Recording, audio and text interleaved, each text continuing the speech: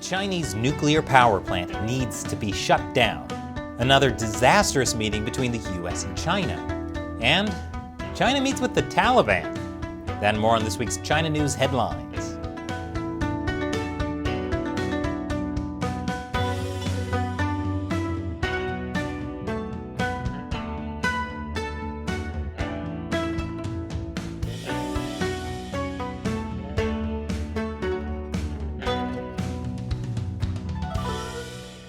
Welcome to China Uncensored. I'm Chris Chappell. This episode is sponsored by Surfshark. If you're going to be doing stuff on the internet, like watching videos about Chinese cover-ups, you should be using a VPN to protect your identity. So, you may remember back in June, the Taishan nuclear power plant in China had a wee bit of a problem. French power group EDF said on Monday it had been informed of a build-up of inert gases at its plant in China and had called for a meeting with its Chinese partner. CNN also reported that Framatome, the EDF unit which designed the reactor, had warned of an imminent radiological threat. But China said everything was fine. State-run China General Nuclear Power Group, the majority owner of the joint venture with EDF, said in a statement on its website on Sunday that operations at the nuclear power station met safety rules and the surrounding environment is safe. Yes, it met safety rules that the Chinese regime changed. China's nuclear regulator had raised the plant's radiation emission limits to avoid a shutdown. It's not a problem if you just change the definition of what is a problem. Well, we now have an update on the Taishan nuclear plant. The French co-owner says the problems are serious enough that the plant should be shut down. But even though they're a co-owner of the plant, it's the Chinese side that gets to make that call, which means it's not shutting down. That's fine. EDF says it's not an emergency situation. It's just a serious situation that is evolving. Like when a magic carp evolves into a Gyarados. It's perfectly harmless until it becomes a gigantic dragon or something like that. But nuclear power plants aren't the only concern. China is also radically expanding its nuclear missile capabilities. According to satellite images obtained by the Federation of American Scientists, China is building 110 new nuclear missile silos in Xinjiang, not to be confused with the 120 new missile silos discovered earlier this month. Those are different recently discovered missile silos. I don't want to be an alarmist here or anything. Now, we know Chinese state-run media always likes to criticize America's Cold War mentality. However, the Chinese missile silo program constitutes the most extensive silo construction since the US and Soviet missile silo construction during the Cold War. You know what the Cold War mentality was?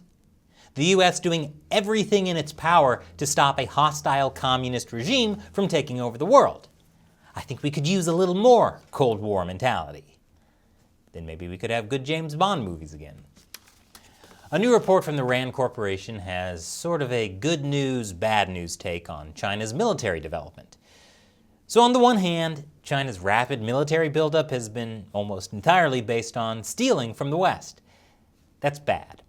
But China's reliance on theft of intellectual property for its weapon development has helped keep it competitive, but has pegged it several years behind the cutting edge. Yeah. They're only just getting to Cold War-era nuclear buildup. But President Biden has a chilling new message about where all the cyber attacks from China may lead us. Well, if we end up in a war, a real shooting war, with a major power, it's going to be as a consequence of a cyber breach of great consequence. A shooting war with China? Good to know. That way, I can follow the New York Times' advice to invest in China but without illusions. Sure, American officials say China is now America's most threatening adversary and engages in pervasive human rights violations.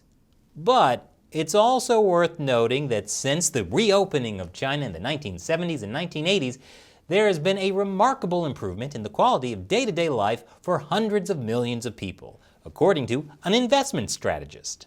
Maybe this article should have been called "Invest in China, but Keep Your Illusions." Like the illusion that the Chinese regime isn't committing genocide and killing people to sell their organs. Otherwise, you might have to stop justifying investing in China. And after the break, there's an even easier way for China to catch up with American military technology. Welcome back. China doesn't always have to hack the US to steal military technology. It can just buy people off. I know, shocking, right? An electrical engineer from Los Angeles has been sentenced to 5 years in prison for selling missile technology to China. The guy was from Hollywood Hills. Now that's a real box office bomb. The US and China have held another high-level meeting this week, and it went about as well as the one in March. U.S. Deputy Secretary of State Wendy Sherman met with China's Vice Foreign Minister Xie Feng. Then, she met with Foreign Minister Wang Yi. It was here in the Chinese city Tianjin. And it got spicy. Xie said the U.S. was turning China into an imaginary enemy to reignite its own sense of national purpose. Right, the imaginary enemy that's building hundreds of nuclear missile silos. According to the State Department, Sherman raised concerns about human rights, including the crackdown in Hong Kong, the genocide in Xinjiang, and abuses in Tibet. And yes, the State Department is still calling it a genocide.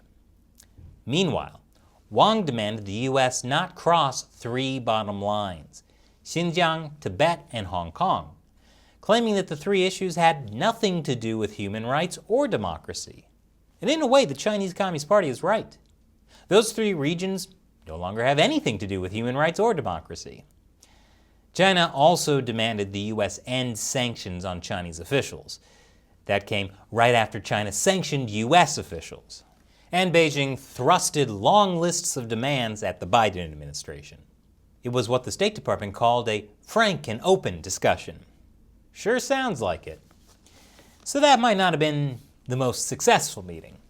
Hopefully, Secretary of State Antony Blinken has better luck with the meeting he had this week with a representative of the Dalai Lama in India.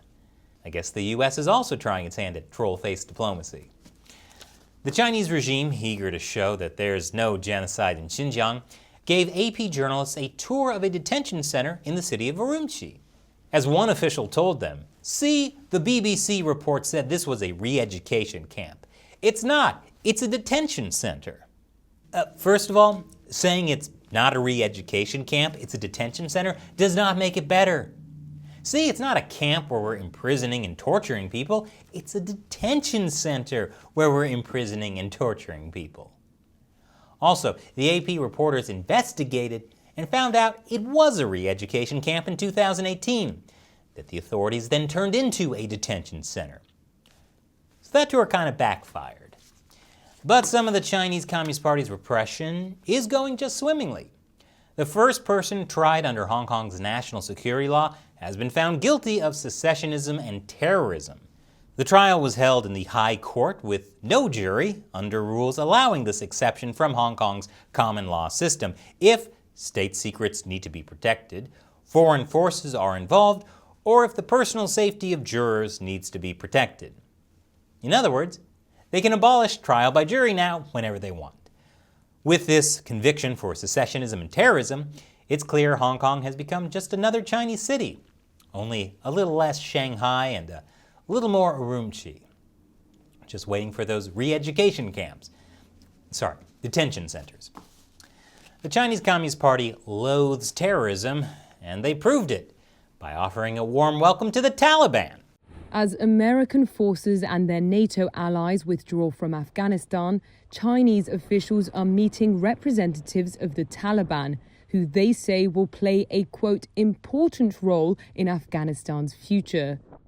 China's Foreign Minister Wang Yi met the 9-person delegation in the Chinese city of Tianjin. Foreign Ministry spokesperson Chao Li-tian. Wang Yi pointed out that the Afghan Taliban is a pivotal military and political force in Afghanistan. It's expected to play an important role in peaceful reconciliation and reconstruction in Afghanistan. Because when I think of peaceful reconciliation, I think of the Taliban. Just like when I think of human rights, I think of China. And finally today, a wealthy Chinese pig farmer has been jailed for provoking trouble. Incidentally, he was also an outspoken supporter and friend of Chinese political dissidents. Sadly, this pig farmer will no longer be able to bring home the bacon. My advice is, if you're going to support Chinese political dissidents, at least hide your identity so the government can't spy on you. And the best way to do that is with a VPN, like Surfshark. When you go online, especially in China, you need to be using a VPN, like Surfshark, to protect your identity. Every time you write an online comment or send an email to your dissident friends, or visit a subversive website, governments and your internet service provider can see everything you do. And that's scary, especially if you're in a country that arrests people and puts them on secret trials without juries.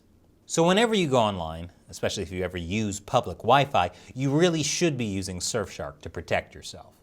Plus, you can use one Surfshark account on an unlimited number of devices.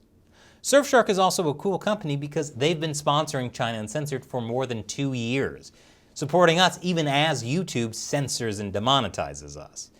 So if you need a VPN, and trust me you do, check out Surfshark. Go to surfshark.com/uncensored and use the code UNCENSORED to get their special deal that includes 3 extra months for free. Click the link below. Once again, I'm Chris Chappell. Thanks for watching China Uncensored.